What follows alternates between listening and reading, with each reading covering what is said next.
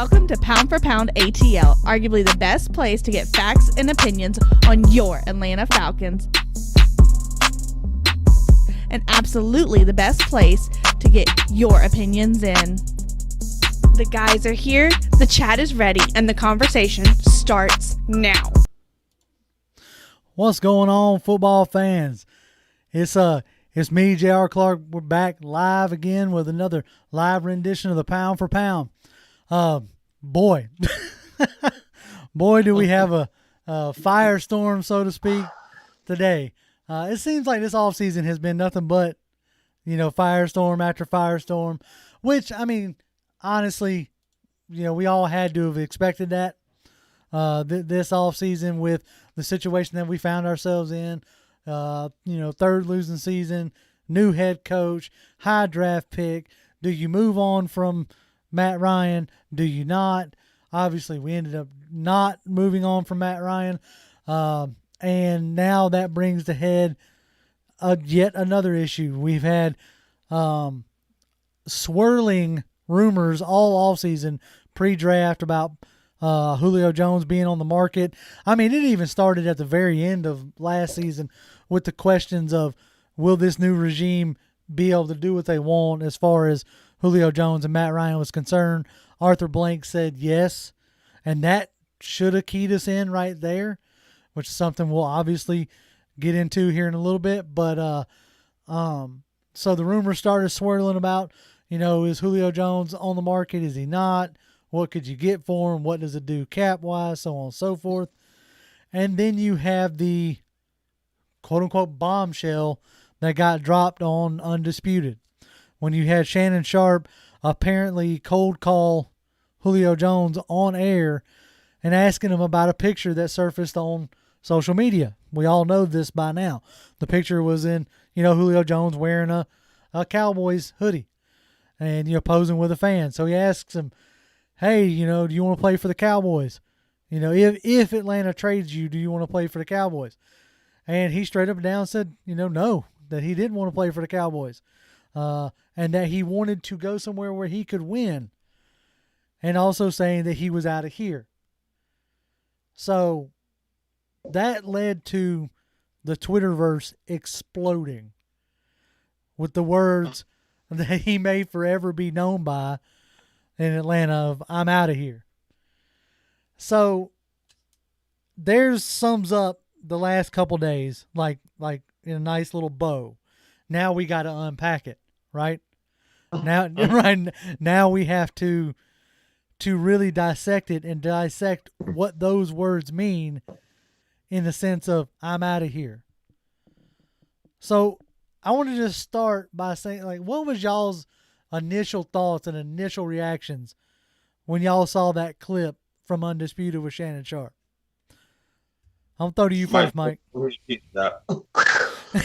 I mean, it was very bittersweet because, for most of us, Monday is one of those days where, you're just getting started. You're kind of getting in the groove of things. You're kind of in the work swing, right? Yep. And, you're doing whatever. You kind of, maybe at lunch eating your sandwich, and then you say, I see Twitter of all places where it's like, Julio Jones says point blank, I'm out of there, man.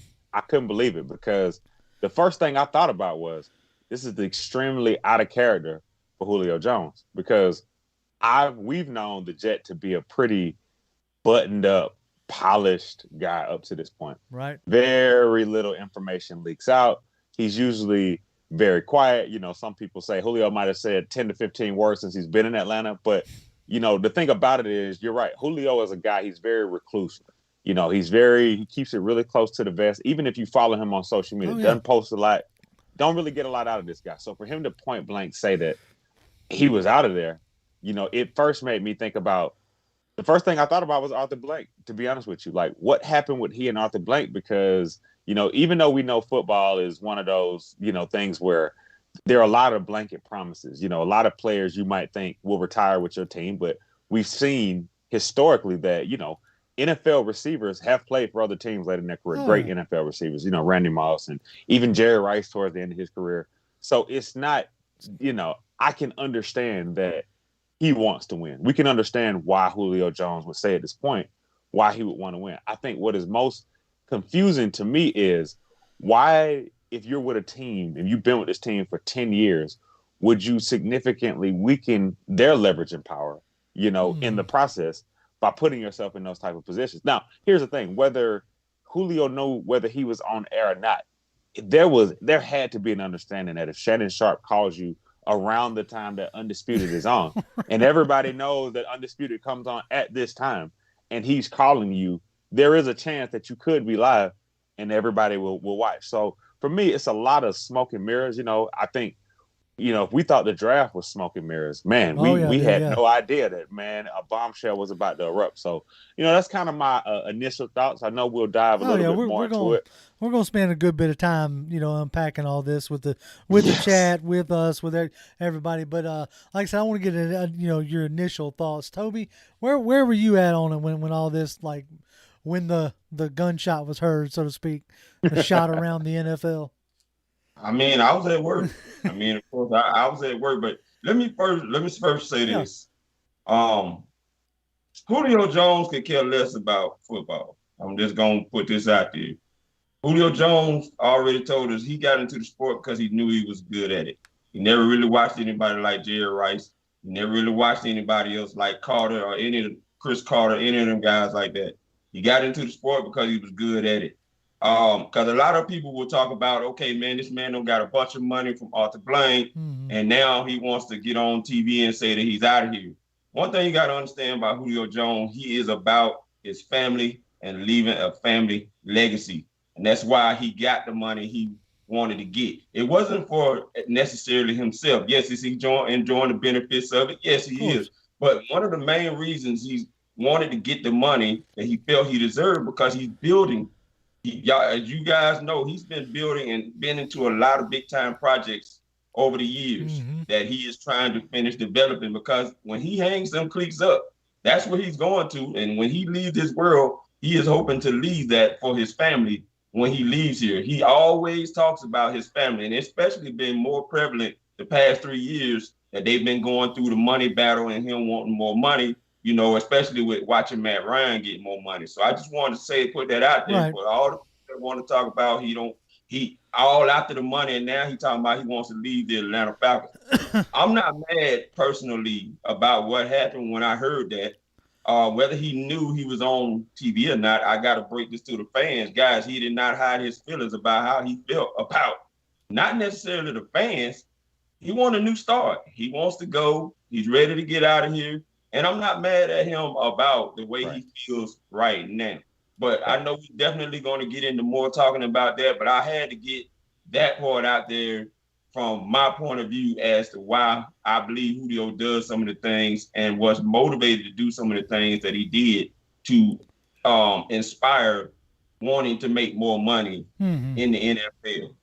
Yeah, no, I don't necessarily believe that it was about the money, right? In a sense, as far as him not wanting to be here in Atlanta, and everything that you just said, I think is more than enough, like driving force. Everybody has a different driving force in the league, right? Whether it's to be the greatest, whether it's to make the most money, whether it's to leave a legacy.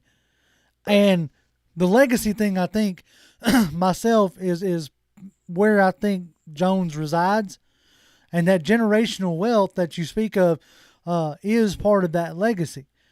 Now, absolutely, you got that part, right? Like, you got that part in the bag. Like, whether he stays here, whether he goes somewhere else, like, he's gonna get paid. So I don't think it's the money. I think it's more the legacy of wanting to be perceived, as one of the best. And one of the ways to be perceived as one of the best is to get that ring, like, full on. Like, when you bring up Dan Marino as one of the best quarterbacks that ever played, what caveat do you always put with it? He didn't get that ring. He never won a Super Bowl, right? Okay. Like, we could talk all the trash we want to talk about Trent Dilfer. Well, what does he have that Marino ain't got? Right. So, to that end, for Julio Jones, he doesn't think that he's going to get that ring in time here. I don't think that he's a guy who's going to drag out his career too long like some players do. I think he knows that his career is coming to an end, but by choice, not by, Right. not by diminishing talents or anything like that. I think personally, these are all just my guesses, right? I don't know the man. I ain't never actually talked to him. This is just what I'm perceiving. Like, to me, it looks like he has set a timetable in his head. Like, I want to be done in 2 to 3 years. In 2 to 3 years, I want to walk away from this. I want to be done. I want to go live with I want to go be with my family, do my business ventures, whatever. Live my life outside of football. But I want to be done with that ring on hand. And I'm not going to sit here on this show tonight and fault him for that. Now, where I, as a fan, as, local idiot 152 sitting in my house, I think those goals can be accomplished here. Okay, that's where I'm going to differ from Julio Jones, right? Julio Jones is looking at the Falcons roster going, yeah, we ain't doing nothing this year in his mind with the players that we have. And so I'm going to try to go somewhere where I can, a la Baltimore. We can get into that part, later, like where we might think, that he ends up. But I believe in my heart that he thinks that it's not going to be done here in a quick enough time frame for what he's looking for. And that's where you end up, with wanting to get out of here. But now, a new little wrinkle that I'm going to throw in here, that has been like kind of come out today, is that the fact that apparently there has been some discrepancies for the past few years now. And that was something that you brought up, Toby, pre-show, was the pre-Super Bowl Julio Jones and the post-Super Bowl Julio Jones. And I'm wondering, with those reports coming out now that the team and Jones haven't necessarily been on the same page in a while, like if you wanted to expound on that theory. Yeah. Oh, yeah. I mean, and my thought process, I've watched Julio from that point on, from before the Super Bowl and after. And Julio definitely has become a changed man. Yeah. Put the team on your back by making the catch that put y'all arguably in position to score the game-winning points and prevent New England from winning that game. New England didn't do it.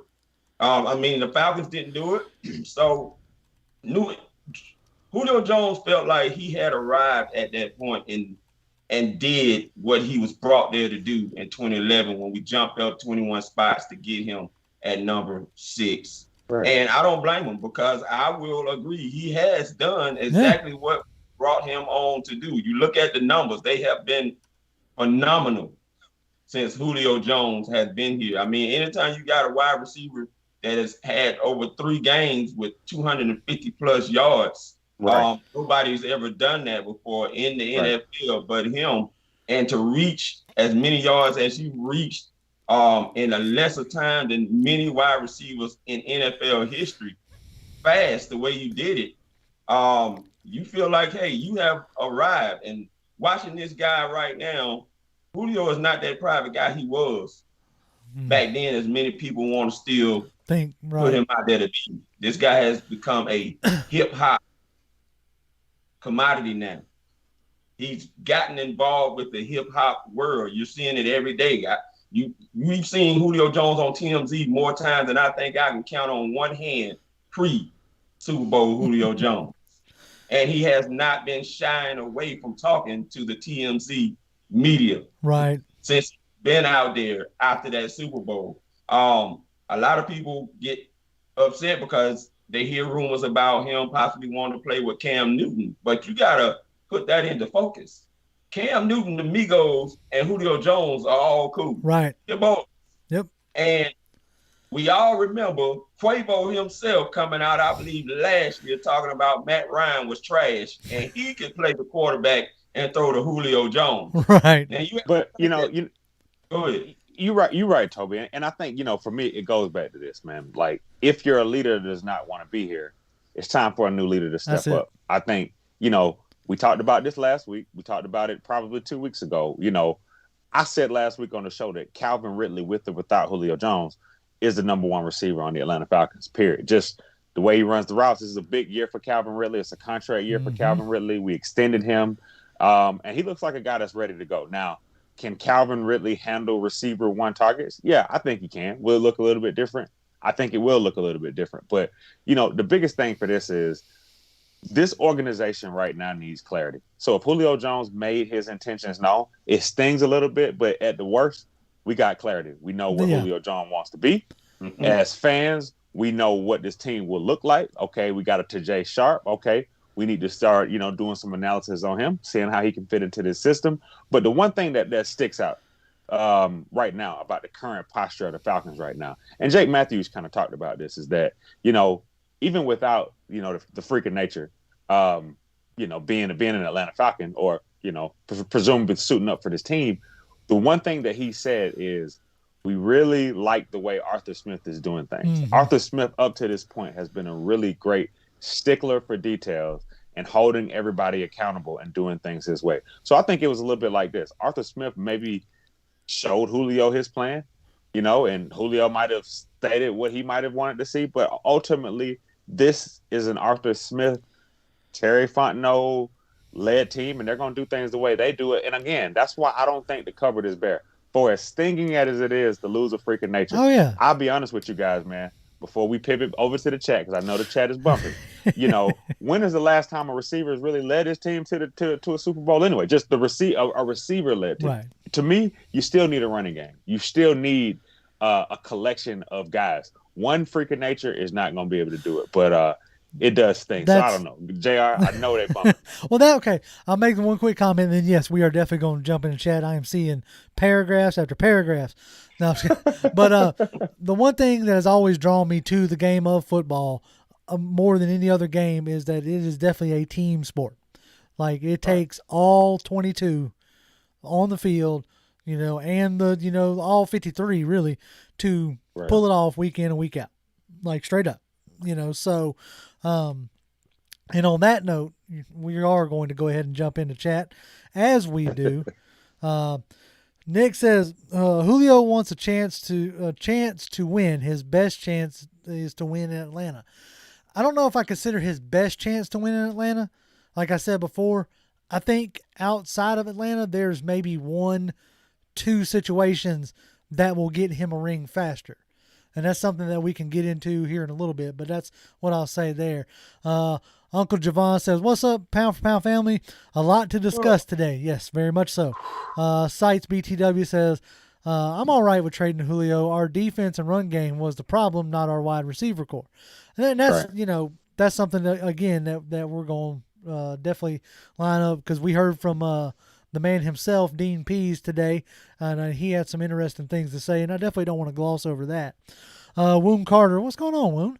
He says, rise up, Pound for Pound family. Do you guys think Shannon Sharp was unprofessional for doing what he done? Do you think Julio's injury was fake and just not getting in the field last season? That's something. That's an interesting. Wow. Because that's a thought I had earlier today. Not that I think it was fake. I'm not going to say that, but Julio Jones very easily could have been like, all right, I'm done. I'm done here. I'm not going to wreck my body for a season that is definitely going nowhere. They'd already fired the head coach at that junction. All I'm saying is that I'm sure the thought had crossed his mind. How's your hamstring today, Julio? Little sore, boss. Little sore. Don't think I can go today. Because, why kill yourself, right? But as far as the Shannon Sharp thing goes, I'll put it to you like this, and I want y'all's opinion on it. If Julio Jones didn't know he was on air, Shannon Sharp just created a world of trouble for Fox. Like, straight up. And there's already reports coming out that did create, whether it was cold call or not, that did create a strain. And last time we had a strain between broadcasting in the NFL. It was between ESPN when they did that whole concussion, like started focusing on that concussion stuff, and you saw the quality of Monday Night Football go way down. Like the games that were then aired on Monday Night Football, most people didn't care about. So, like, the NFL's got their ways of exacting, revenge, so to speak. Excellent. So, you know what? I'll kick this one off. I think that, was Shannon Sharp unprofessional? One, I'll say yes. I'll start with the obvious. I think it was unprofessional because it's one of those situations where it was innovation gone wrong. It was, we're going to call Julio. We're going to get a real hot take. It's going to be just that's hot take right? Central over there at Undisputed. Hot take central, but it was so hot that it got you in hot water though. The hot take went from hot water. So that's where the problem was. And I think it's hot water that Shannon Sharp probably would not be able to get himself out of. Because here's the thing. Do you think Julio wants to diminish his legacy and his reputation off of, yeah, guys, I knew. I'm just gonna be honest. I knew it was recorded. I don't think he would do that just because he already was put in an uncompromising situation. Because you think about it like this. Julio Jones probably felt like before those comments, I can go anywhere in Atlanta. I can do anything in Atlanta. This is my city. I can go and do whatever I want. He had that mogul. icon label even more than and Matt Ryan didn't have that. You know what I'm saying? Absolutely. Absolutely. And you look at it like this, it's like some of those places Julio may not be. Not true enough. Most people still they see Julio. It's Julio. Welcome him with open arms. But it's a lot of people that, because the thing about it is it's the kids, because I still haven't broke it to my son yet. I can't do it. I can't do it yet. Maybe when we go to the park this weekend, I'll tell him on the way back from the park with ice cream. That's a good plan. With ice cream. Would no longer be an Atlanta Falcon. But again, that's another story for another day. What you got, Toad? I mean, like I said before, whether Julio knew or not did not negate his true feelings about what he feels about Atlanta. So that cannot be looked over. He basically showed us how he feels. He's ready to go. And like someone tweeted before, and I think we talked about this briefly on when we found out those reports came out about how the coaching staff didn't like the fact that he didn't practice enough. I'm sure, and Arthur Smith basically confirmed he spoke with everybody. And I'm sure that probably came up to Julio, and Julio basically felt like, you know what, I'm ready to go.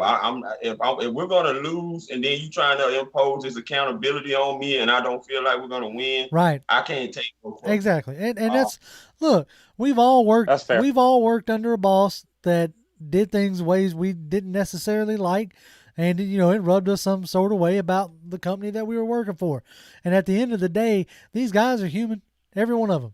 They're all human. And they all, put their pants on the same way we do, so on and so forth. So, yeah, I wouldn't put it past them to have those type of feelings. Like, oh, I guess I don't get my, 3 out of 4 practices off.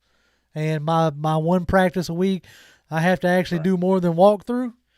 In his mind, he don't have to do that kind of stuff. And in a way, he's right. Right. But exactly. Right. Exactly. We talk about practice. You're right. That's the process. And I think, the one thing that I think almost before we put this jet conversation to bed, because you're right, it's so hot, man. You're right. We spent majority of, the show so far talking about it. But the one thing I said about him going away, I'm still really excited about the potential return that we could get, because true enough, 2nd round pick, potentially, I do think a desperate team will bring a player out there. Just, I don't know why, but I wouldn't, with that freed up cap, it would be interesting to see how we can continue to plug holes. I do think that, again, we will be a more balanced football team this year than we've seen the last couple of years. So. What that means, is it playoffs or whatever? We don't know. Yeah, but I do think that this does lend to us being a much more balanced team, which is okay, which is good, There was I'm gonna keep running through some of these comments, but there's a point I want to make here in just a minute. All right, let's see, where was okay. We left off at Woon Carter with a real good comment that he had there. Redbird Eagle says, trade Julio for DeAndre Hopkins and a second or lesser. You ain't getting DeAndre Hopkins. I'm sorry. It's not going to happen. Hang it up, bro. Hang it up. Quentin Willis says, what's going on, fellas? Checking in from Virginia by the way of Gainesville, Georgia. Well, I'm glad y'all decided to come in with us tonight. Jaden is in here. What's going on, Jaden? Glad you're here with us. Same thing with YMOF Jamal. So thank you. Love seeing the our core folks in here tonight. Yes, Knew it was going to be a good one. Our good buddy Adam Holloway's in here. What's up, boys? What's going on, Adam? How are you, sir? Let's see. Chris Jamison says, thanks, Julio. Good luck in your future endeavors. And I think ultimately that's the sentiment, right? Right. Like it's thank you for the 10 years that you gave us.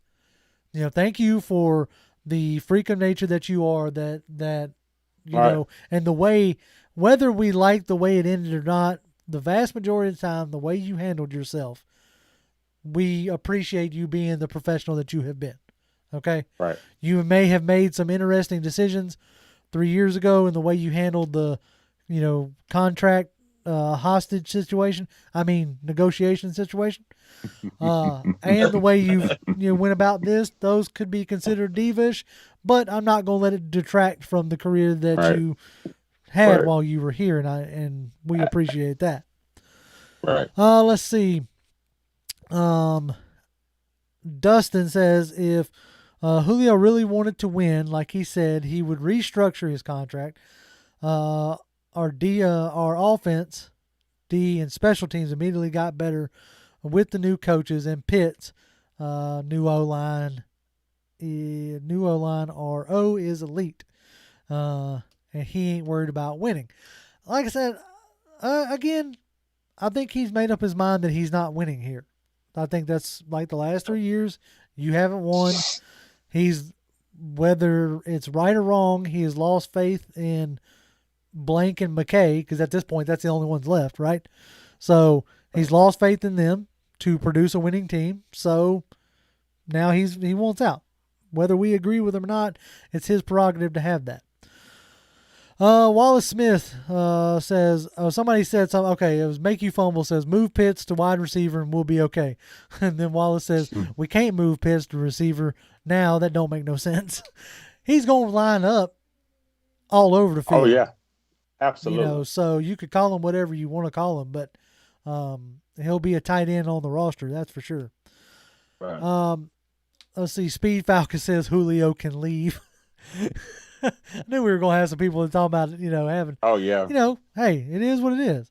Make You Fumble says Julio mad he had to practice. That could be a possibility. Let's see. Wheezy B says Julio gave us everything we could ever ask for, Falcons Nation, and it's been a great 10 years for the GOAT wide receiver. Jerry Rice didn't even retire as a 49er. That was a point you brought up earlier. We're still in good position. I think ultimately at the end of the day, with what the offense that Arthur Smith has shown that he ran in Tennessee, if he brings anything similar to that here, like that type of balance, I think we will be okay without Julio Jones. We will be better with Julio, obviously. Obviously we would be better with Julio Jones. But I don't think you just burn it down and throw away the key because he's not here. As I said before, this football is about more than just a team. Or just a guy, rather. Sorry. And one more thing to add. You know what? For as bad as it was for majority of Pound for Pound Nation, Atlanta Falcons Nation, you know who it was a great day for? My buddy, Mr. Hayden Hurst. Yeah. Because let us not forget about Hayden Hurst. He is still on this team. Again, two good tight ends that you're able to utilize in different ways. Again, man, the multiplicity of this team at this moment cannot be understated in terms of what we still do have. Because again, a lot of people have already jumped overboard. We're sending out rescue units to get a lot of people. But for those people that didn't jump overboard, you do realize that, again, we still do have a very fast, explosive offense. Oh, yeah. And if some cap space opens up, I do not think that we're done building this team out. So, it's just like I said, we just stay tuned with this team. We're not going to overreact. This is not a week to overreact. No, by no means. It's not an overreact. And It's a chance to, I think, like, we're a few days removed from it now, so I don't think we're going to spend too terribly much longer on it. Well, depending, we might. But I think people have started to, calm down a bit, as far as like the outrage, I guess you could say. Oh, Joe Houston, appreciate the $10 tip there. He says, great work, guys, as always. I feel the problem started with Arthur Blank months ago when Arthur went live and said that Matt Ryan and Julio's career is up to the new regime. And you don't break your word. Yeah, I mean, I think that may echo the sentiments of the reports that were saying that, there has been a rift or what have you. Right. I don't know if it was, I don't know. I don't know what. There's not one thing I could point at that would have caused the rift, but there's reports that their relationship has been deteriorating for a few years now, and maybe it was the, bad blood, so to speak, of how that contract negotiation went 3 years ago that, a sense, played out in the media. From Jones's camp to Thomas Dimitroff at the time, so it could be that Arthur Blank felt some kind of way after that, especially after he made the Falcon for life comment. It's crazy though, man, because I go back to, like, you think about when Dan Quinn and the Falcons were really grooving, right? Music was loud at practice. It was DJs. They had a song. It was, slogans were going everywhere. Oh man, the slogans, they were great. I think the problems were always there, but it's like when they turned down the music, they turned off the music, and the DJ wasn't playing anymore. You looked around and was like, okay, all these positive, enthusiasm-laced slogans. What type of culture did we really build, though? Like, and for me, what it looks like is that Dan Quinn might have lost this team a much sooner after the Super Bowl than we realized, because you're right. It goes into the little things. It's like, okay, if Jet Jones may want to be here, may not want to be here, what is really the mentality of these guys in the fourth quarter? Why is it that every time we get to the fourth quarter, it's like, well, it's fourth quarter, time to lay down, right? Time to blow a lead, time to, like, what else goes in the culture? Why is losing so acceptable? Yep. I think a lot of these rifts come with losing. I think losing has just beat this team into almost submission. So it just reinforces the job that Arthur Smith and Terry Fontenot have with this team, because what we're also doing and we're seeing on this team is we are rebuilding trust. And that's another, we're in a new phase, as Falcons fans, because like I said, trust is, I don't know. We don't know who to trust right now, right. But you know what? Arthur Blank does share a little bit in this blame. I will be, of course. I'll be honest. Like, people will make the comment, "Oh, we need to get rid of Arthur Blank." Well, you're not getting rid of the owner. You can't do that. I'm sure at times Indianapolis wanted to get rid of Irsay out there with his crazy self, or the Browns wanted to get rid of Haslam, with him changing out, front offices and coaching staffs like some folks change underwear. Like, you're not going to get rid of the owner. So as far as like putting the blame on him, if you want to put some of the blame of where we're at right this moment on him, that's fine. He has, in my opinion, Arthur Blank has seen his effect on it and has done what he needed to do and has stepped back. You can see that. And now it seems more like Rich McKay is the mouthpiece for the owner. And that may be part of what caused the rift. Like, right. Arthur Blank could have and something we have said on this show more than once, Arthur Blank could have seen how his statements of Falcon for life affected negotiations and thought to himself, okay, well, obviously I'm too close. Like, I'm too close to these guys, and it's affecting things. So he stepped back, and maybe that was part of what rubbed Julio Jones the wrong way. Right. Like, maybe Arthur Smith became distance in a sense. So who knows? We're not privy to that information, and we never will be, so it's just speculation at this point. on our end, right?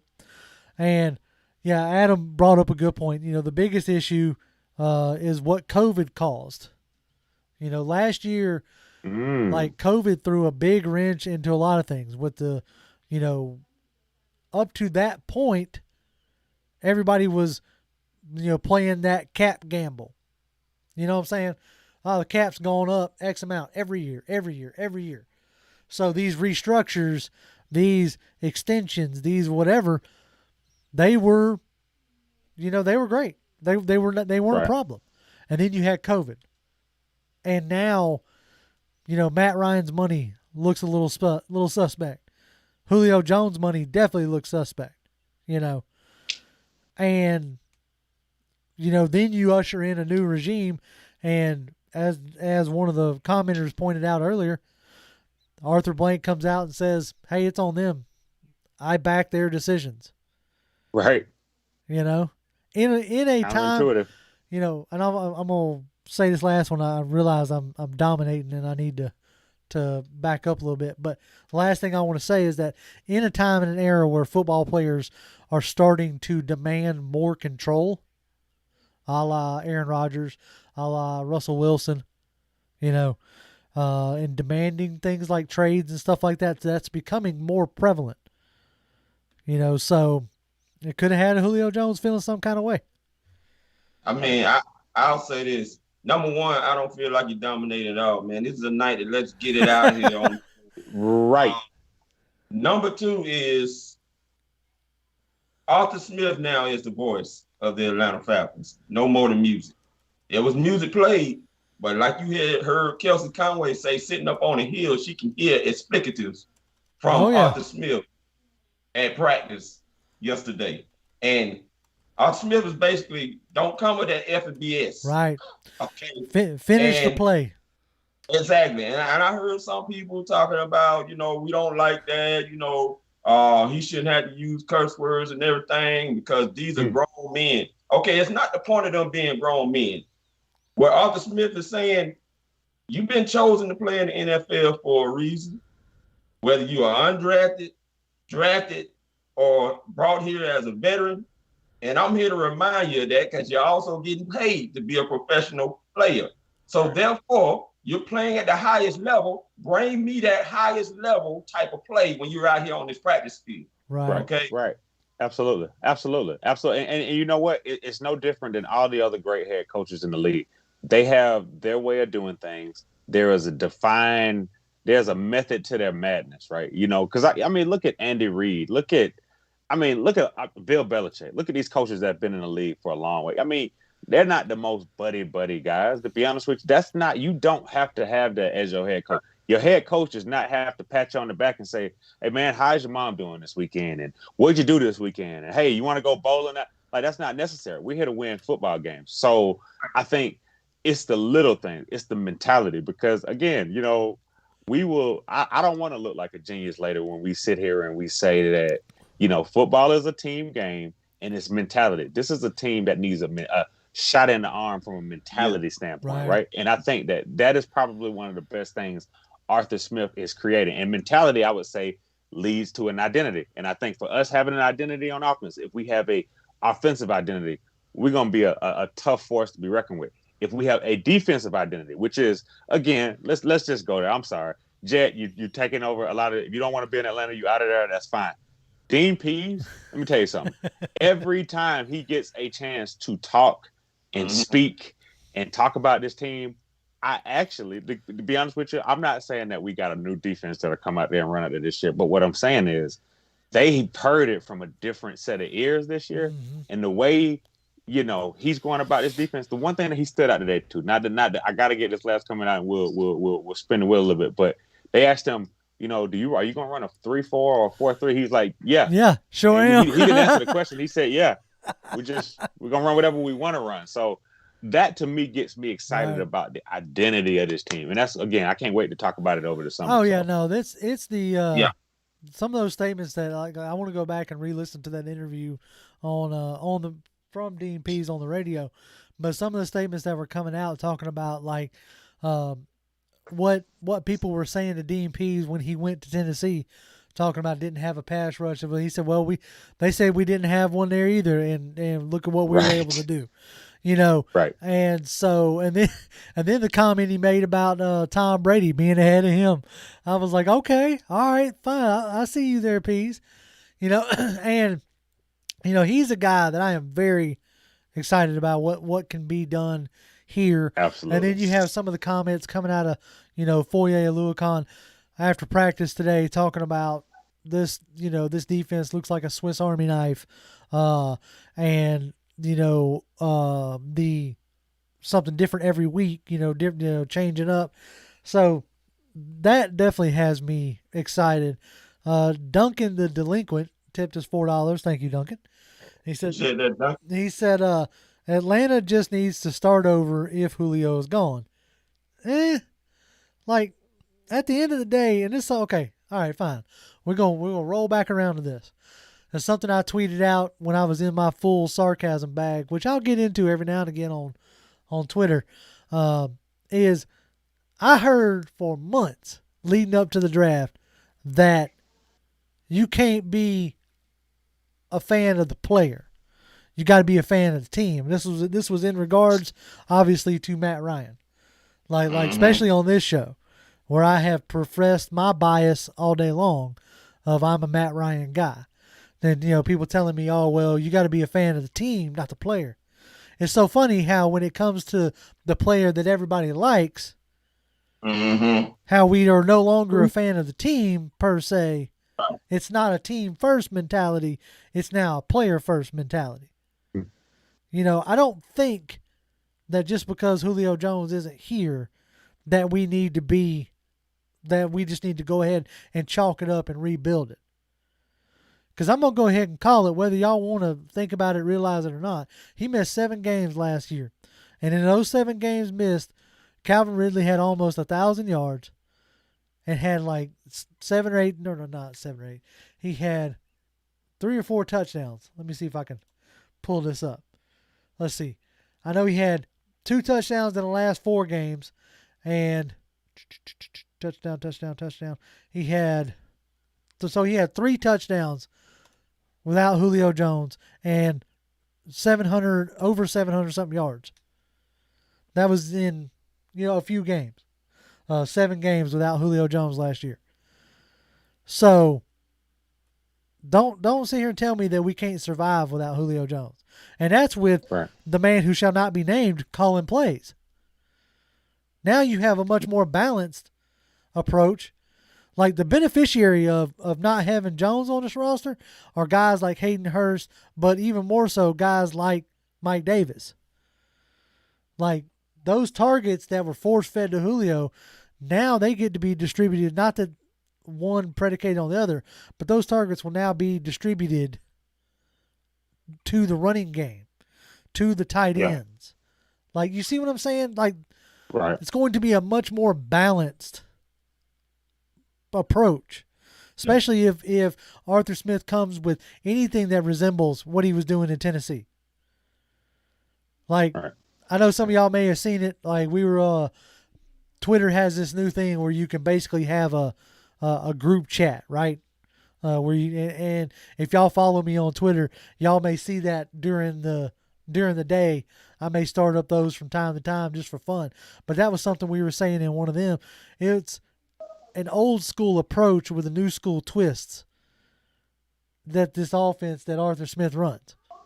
Old school is about being more balanced, but new school in like the approaches as far as like with motions and things of that nature. So I'll say this, and because I think a lot of people are misconstruing what win now means for the Atlanta Falcons. I got a news flash for y'all. It has nothing to do with Julio Jones.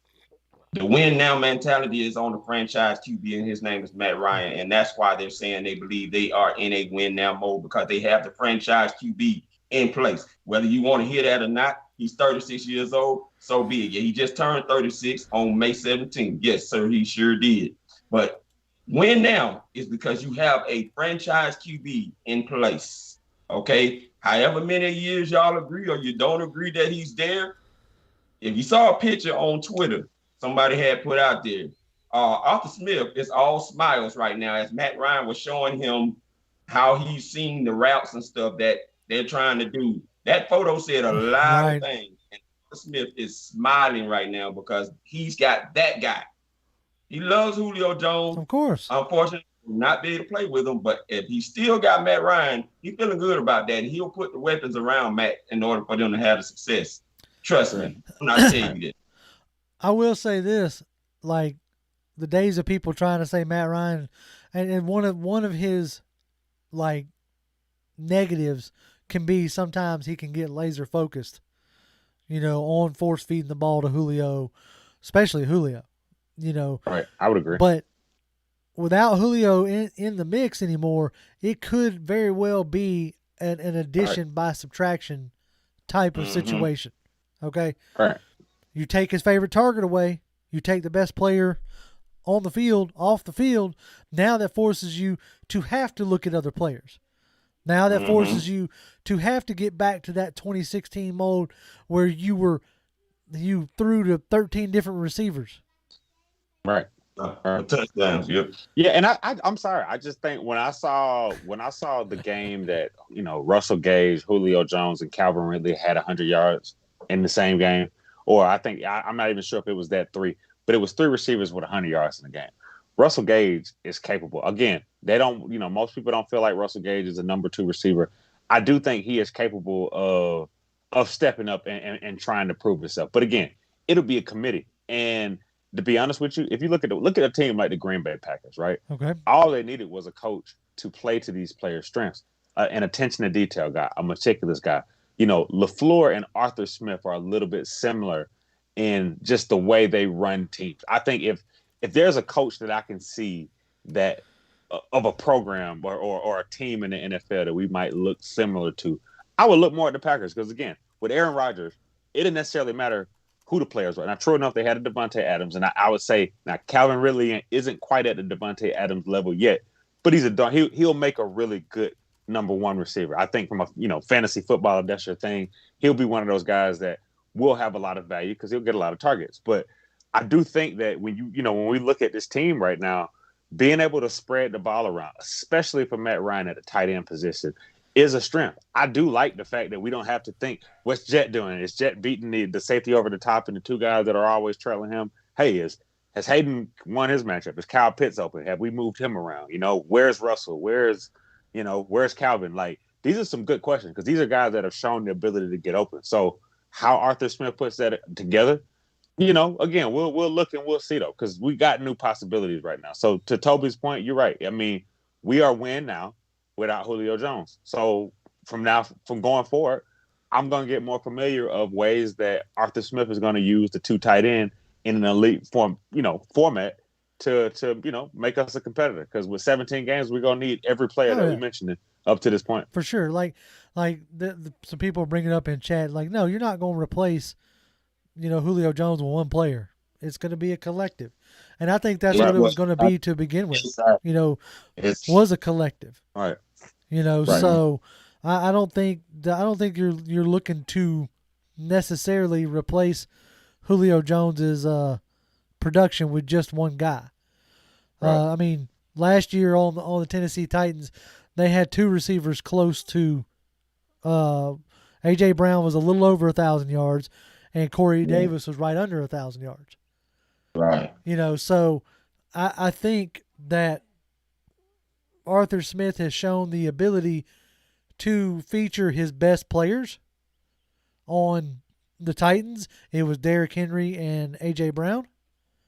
On the Falcons, it's going to be, at least to begin with, until we see otherwise, it's going to be, Calvin Ridley and Kyle Pitts.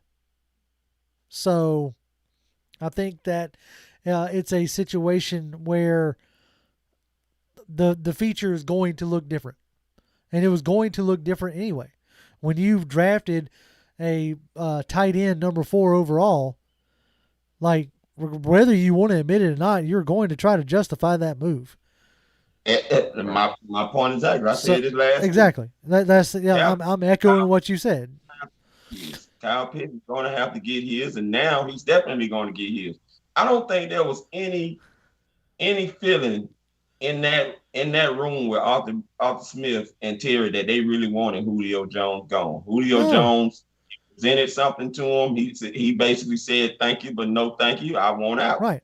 I don't think. Right. I don't think at any junction did Arthur Smith and Terry Fontenot be like, all right, dude, well, we need the cap help, so you got to go. Well, that's not the best way to get cap help because it doesn't help you next year either. Right. Like, yes, okay, it gives you $15 million this year if you trade him, but you're still gonna have a hefty dead cap hit next year. Mm-hmm. So that's still like money wise not the best move, right? Right. I mean, well, Terry Fontenot is from an organization that is used to having guys sitting on the couch and collecting money. So, that wouldn't be a shock. Right. You know what I'm saying? I mean, when you look back at guys like Jarius Byrd, who they gave a hefty bag to come in there and play that single high safety, and he was not very good at it. He was not very good at it. I was still sitting on the couch now collecting money from the New Orleans. So, absolutely. If anyone can handle this, it's definitely going to be Terry. Oh yeah, I think so. Like, I'm not necessarily worried about the cap situation. I think everybody was going to bring up Grady Jarrett. I think, in all honesty, even Grady is as great as we think he is, and as much as we like him, there's there's got to be a sense of we want to see how these players are going to play under us before we, truly extend. Like the ones that they extended were the ones that they kind of had to. Like, you felt comfortable and confident with what Ryan gave you, so you restructured his deal. You same thing with they liked what they saw on tape from Jake Matthews.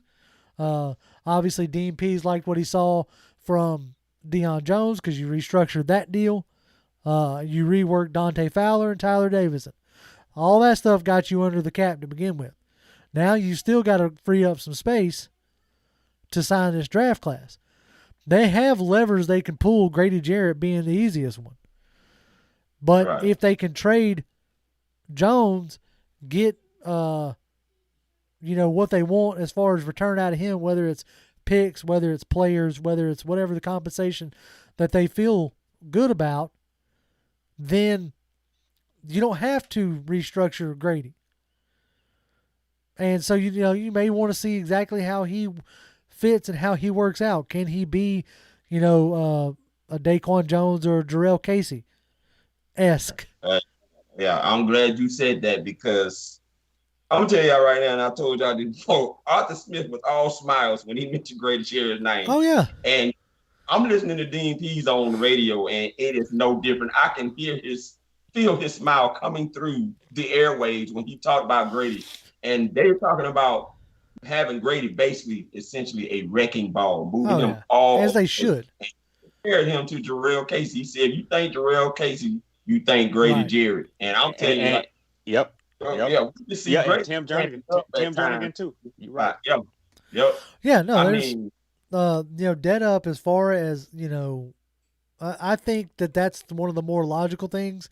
I think you're going to see an extension of Grady Jarrett before camp starts myself. But that's just me thinking out loud. Anonymous says the Hawks are eating good right now. Let's see what's the score. That's 14-7 in the first. I hope they can steal that game up there. Go Hawks, man. Like, go Hawks for sure. Like, I'm glad we need some kind of good news. That's what Mike was saying earlier. We needed some kind of. Hey, look. Like I said, JR is supporting the number 11. Oh yeah, had to. In spirit, but the only number 11 I'm supporting right now is Trae Young. I'm sorry, Jet, you my boy, but okay. Now that you don't want to be a Falcon no more, so it's Trae a Young sentiment. Is the only number 11. Okay, I'm glad you brought that up because it's a sentiment that Toby has said for years now. I can legitimately say that it's a sentiment Toby's had for years. I'm gonna root for who's on his team. Okay, that's it. That's right. And I've said it for years. If it were to be announced tomorrow that Matt Ryan got traded to another team, okay, done. I'm done with I'm not necessarily I'm not keeping up with how Austin Hooper's doing in Cleveland. Right. Somebody asked the question the other day whether Devondre Campbell was still on the Cardinals. Couldn't tell you. I don't know. Not on my team no more. Like, Right. like obviously I wore this jersey because what we're talking about or whatever, and I paid money for it. So hey, I'm gonna wear it. I'm aware. Exactly. It's not like Right. I'm not gonna I burn love it. Matt Ryan. I love Matt Ryan to death. You guys know I was one of the ones that advocated for him staying here Oh, too yeah. and not trade. But I felt he still got some gas in the tank. But if it came up to it and he got to go, Doc, Hey, Right. if he ain't behind that, if he no longer behind that logo, I'm out. Right. Like I said before, I'm a fan of Hey, and this team. Like, and I'm worse than I'm worse than JR and Toby with Matt Ryan, because there are weeks where I do eat the dog food and say, you know what, man, I would like to see another guy lead us there, because there is a small side of me that thinks that, like, dang, Julio gave up on Matt Ryan. I will say, to an extent, him saying he wanted to be traded, he didn't want to be a part of this. I think that if that's really your blood brother and you're gonna run down to the end, then we just gonna figure this out together. But you're right, though. That's other factors, all of that kind of stuff. But to your point, Matt Ryan is the quarterback of this team. He gives us the best option every week to be competitive, and I'm gonna root for Matt Ryan every week. Okay, so that like I brings said, up he's our general. that brings up an interesting thing. Do you think there was much validity to that report that came out saying Julio said that Ryan lost some zip on his ball? Do you think he actually said that? yes, I do. I do. Toby, you go first. Go ahead. And then, because I do. I do, because of his ties with the Migos, who said that Ryan was trash. Quavo coming out saying that I could be the quarterback for the Atlanta Falcons. I think that talk has finally gotten to Julio Jones, and Julio Jones is probably like, "Hey, man, I love you, but I just don't think you the one that can lead us there anymore. I'm ready to go somewhere else." And if that's the case, then that's fine. So that leaves Matt Ryan to be able to prove what he's been proving over the years, that he can still be the guy. Right. So this is nitpicking a little bit, yeah. But you know what? I'll be honest with you. Let's nitpick some. The one guy that I think, if I'm really Terry F, the one guy that I probably would have leveraged and dropped a bombshell on Atlanta for was Jalen Waddle. I did a draft house on Jalen Waddle, and I said, my God, if we're able to get a guy like Jalen Waddle and Calvin Ridley, we will be able to stretch the field in ways that we've never seen before. I thought that it would make us more on par with potentially a Kansas City Chiefs or somebody like that, just with the sheer nature of speed. My only minor knock was that I didn't think Matt Ryan would be able to get Jalen Waddle the ball in stride enough on the deep ball, just because Jalen Waddle he's just a blur, man. He gets open so quick sometimes. You just got to be able to have a cannon to get him. That's not Matt Ryan's strength. Not at this point in his career. Should that be his strength? And that's actually what we don't need Matt Ryan to be that guy for us to be competitive, So I think for me, the only knock I have on Matt Ryan is, Julio might have been open. And, it's that viewpoint when you are that receiver one and you beat the guy and you open and you see that ball and you like, come on, Matt, I got to stop. So that's a psychological thing. Look, that it matters. You know? Dude, I'm not going to sit here and try to tell you that, but Matt Ryan ain't never been known for his deep ball. No. That's not his game. Right. Okay.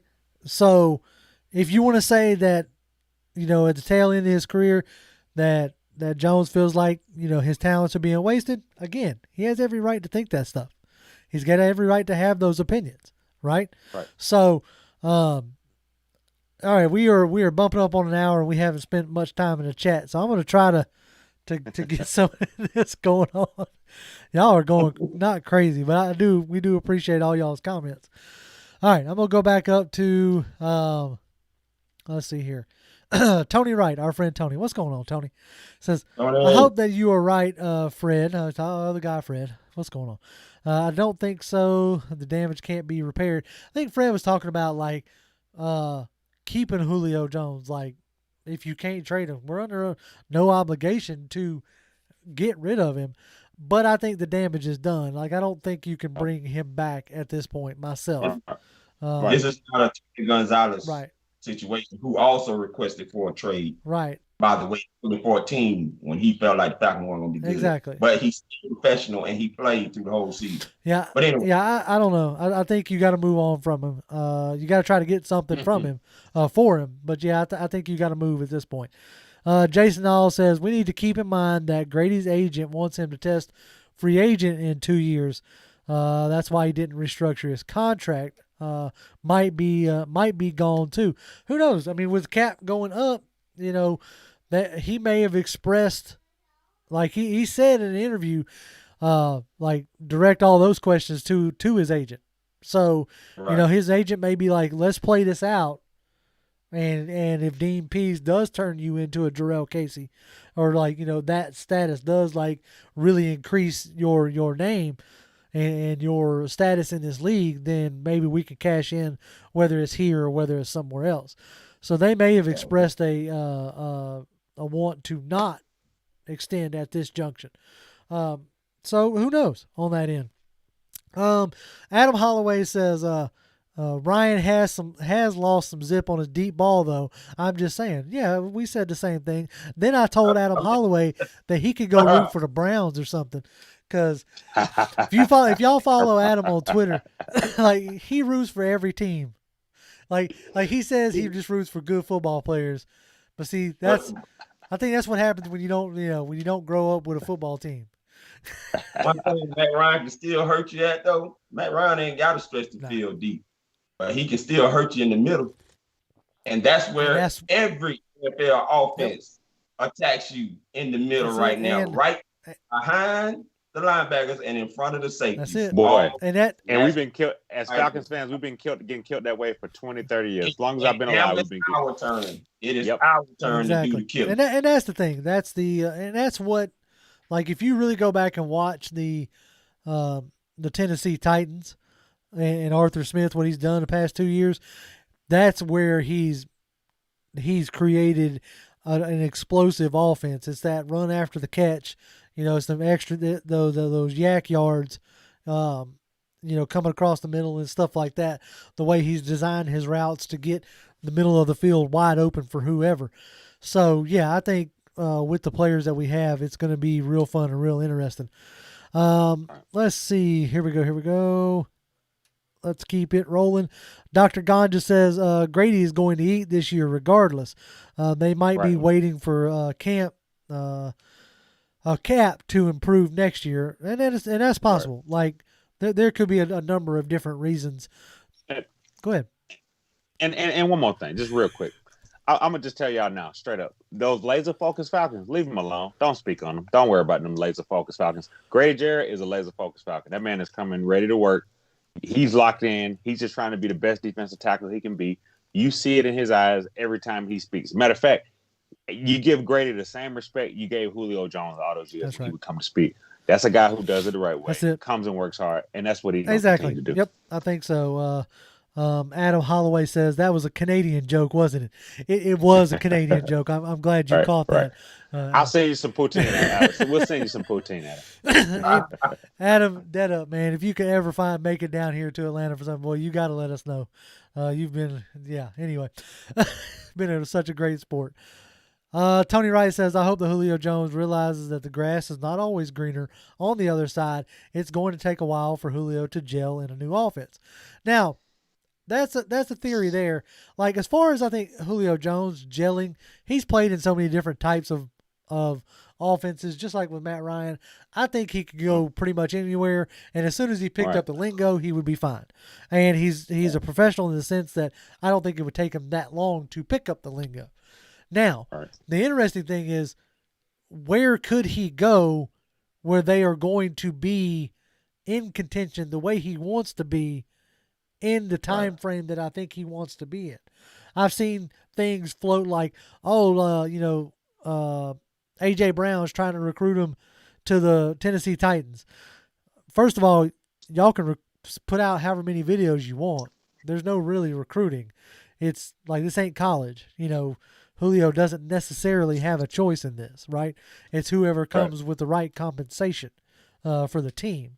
But anyway, so you go to Tennessee where you have A.J. Brown, Derrick Henry, and Ryan Tannehill, but the play caller who made them look as good as they did is here in Atlanta.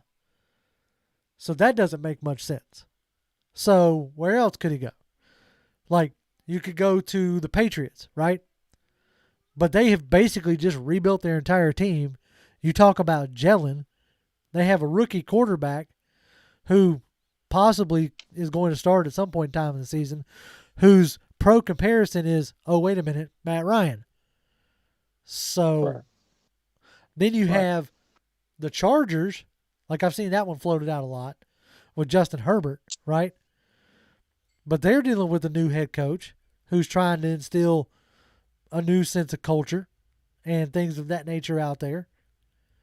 So I'm not sure that the Chargers is going to give you a much better, chance to win now if you're Julio Jones.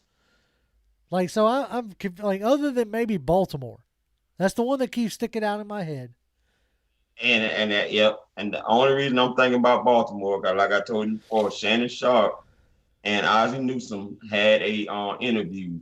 But Ozzie Newsome and him was talking about Julio Jones for quite a bit some months ago. Right. And Ozzie Newsome felt like when healthy, Julio is one of the best players out there as a wide receiver. And they are known for taking veterans on the back end of their career to come over there and play. That's it. Right.